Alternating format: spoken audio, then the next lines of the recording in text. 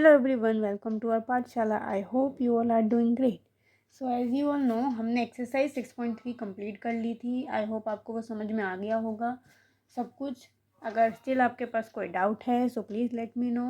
हम उसे साथ में डिस्कस करके उसे हम सॉल्व करेंगे। So now we will move to try these. ठीक है, पेज नंबर 122 पे हमारे पास ट्राई दीज हैं। जस्ट जहाँ पे हमारी एक्सरसाइज 6.3 कंप्लीट हो रही है, ख़त्म हो रही है, वहीं पर ही हमारे पास ट्राई दीज हैं। तो चलिए इन्हें डिस्कस करते हैं। We will start with question number 1। Okay, so question number 1 says two angles of a triangle are 30 degree and 80 degree. So we have to find third angle. So ये बहुत simple है। दो एंगल्स हमारे पास दे रखे हैं। ठीक है, एक एंगल हमें दे रखा है 30 डिग्री और एक हमें दे रखा है 80 डिग्री। तो हमें थर्ड वन बताना है। थर्ड वन को मैंने एक्स लेट कर लिया। ठीक है, let third angle be x. तो x plus 30 degree plus 80 degree is equal to 180 degree. मैंने कौन सी प्रॉपर्टी लगाई? Angle sum property. X plus 110 degree is equal to 180 degree. So x की वैल्यू हमारे पास क्या आ गई? 70 डिग्री। तो थर्ड एंगल हमारे पास क्या आ गया? 70 डिग्री। ठीक है, ये तो बहुत ही सिंपल था। Question number 2 says one of the angles of triangle is 80 degree. ठीक है, एक एंगल हमें दे रखा है 80 डिग्री और दूसरे जो दो एंगल्स हैं वो इक्वल है, विच मीन्स लेट कर लेते हैं कि एक एक्स है तो दूसरा भी एक्स होगा। ठीक है, क्योंकि दोनों सेम है। तो हमें अब बाकी सब भी बताने हैं, मतलब कि ईच कितना हुआ, विच मीन्स हम एक्स बता देंगे तो हमारे पास दोनों एंगल्स की वैल्यू आ जाएगी।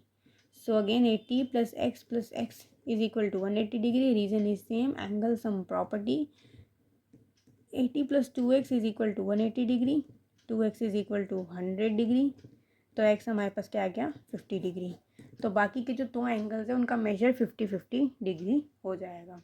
ठीक है, okay. Question number 3, the three angles of a triangle are in ratio 1:2:1। So हमें ट्राइंगल्स के जो एंगल हैं वो बताने हैं। सो हमारे पास रेशियो है 1:2:1। सो हम लेट करेंगे, लेट दी एंगल्स बी, जो तीनों एंगल हैं वो हो जाएंगे हमारे पास x, 2x और x।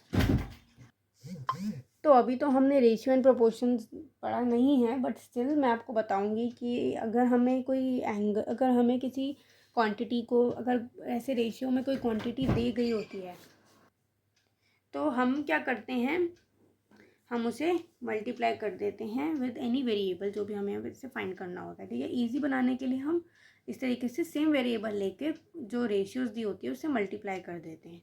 ठीक है, तो ये हमारी एक्चुअल जो है क्वांटिटी आ जाती है। हम इसके बारे में रेशियो एंड प्रोपोर्शन जब चैप्टर हम करेंगे तो हम इसे डिटेल में तब पढ़ेंगे। ठीक है, जब हम ऐसा कोई चैप्टर पढ़ेंगे।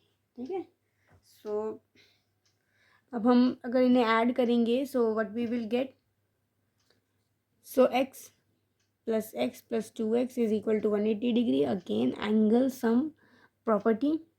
So 4x is equal to 180 degree. x is equal to 180 degree divided by 4. तो x की वैल्यू हमारे पास आ जाएगी 45 डिग्री। ठीक है, वी विल गेट 45 डिग्री। सो हमारे पास एंगल्स क्या हो जाएंगे? एंगल्स विल बी, पहला फर्स्ट एंगल क्या दिया था हमने? फर्स्ट एंगल था हमारे पास x, तो वो तो 45 डिग्री हो गया। सेकेंड एंगल क्या था? सेकेंड एंगल था 2x, तो 2 इंटू 45 इज 90 डिग्री। और थर्ड एंगल वो भी हमारे पास x ही था, तो वो भी कितना हो गया? 45 डिग्री। तो ये हमारे पास आ गए तीनों एंगल्स। ठीक है, आई होप आपको ये समझ में आ गया होगा अच्छे से। अब एक बार हम थिंक, डिस्कस एंड राइट भी कर लेते हैं।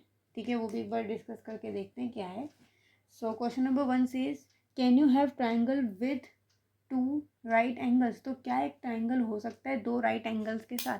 अब आप इसमें क्या कि एक 1 सेकेंड, इसमें हमें जो ट्राइजीज था उसमें एक चीज़ और बोल रही है कि classify the triangle in 2 different ways. तो हमें ट्राइंगल्स को 2 डिफरेंट वेज में क्लासीफाई करना है। ठीक है, तो हम कैसे कर सकते हैं? तो अगर आप इसे ध्यान से देखेंगे तो हम इसमें एक ट्राइंगल ये इस तरीके से बना सकते हैं, ठीक है। इसमें ये 45 डिग्री हो गया, 45 डिग्री, और ये हमारा 90 हो जाएगा, ठीक है, 90। और एक हम इस तरीके से बना सकते हैं, ठीक है, जिसमें ये 45 45 और ये 90, ठीक है। इस तरीके से हम इसे क्लासीफाई कर सकते हैं। अब हम थिंक डिस्कस राइट करते हैं, थिंक डिस्कस एंड राइट। सो अगर फर्स्ट क्वेश्चन अगर हम देखें तो इसमें हम ट्राइंगल बना के देखते हैं, ठीक है। पहले तो इन्होंने कहा है कि 2 राइट एंगल होने चाहिए। अब आप खुद देखिए, अगर 2 राइट एंगल होंगे तो एक ये हो गया और एक ये हो गया, तो ये क्या ट्राइंगल बन सकता है? नो, ठीक है, आंसर से नो। तो हम 2 राइट एंगल से ट्राइंगल नहीं बना सकते। Second question is can you have triangle with 2 obtuse angle.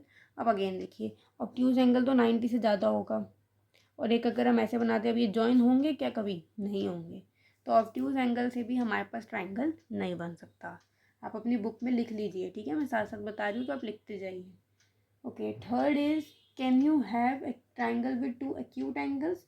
तो एक्यूट एंगल्स का तो बन ही सकता है, ठीक है, क्योंकि मान लीजिए अगर ये एक एक्यूट एंगल हो गया और ये एक एक्यूट एंगल हो गया, देखो प्रॉपर ट्राइंगल बनेगा, ठीक है।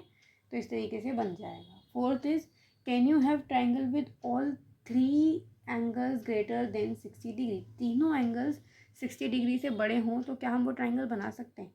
अब देखिए, तीनों एंगल्स अगर 60 डिग्री हो, ठीक है, अगर तीनों एंगल 60 डिग्री हैं किसी ट्राइंगल के, तो हमारे पास क्या आंसर आता है? 180 डिग्री, जो कि हमारी एंगल सम प्रॉपर्टी को फुलफिल करेगा। लेकिन अगर ये तीनों ही 60 से ग्रेटर हो तो हमारे पास जो सम आएगा उनका वो भी ग्रेटर देन 180 डिग्री होगा, ठीक है। अगर एंगल्स ग्रेटर देन 60 हैं, वो भी तीनों, तो हमारे पास जो उनका सम आएगा वो भी ग्रेटर देन 180 डिग्री होगा, तो वो एंगल सम प्रॉपर्टी को फुलफिल नहीं करेगा। दैट्स वाई हम उससे ट्राइंगल नहीं बना सकते, ठीक है।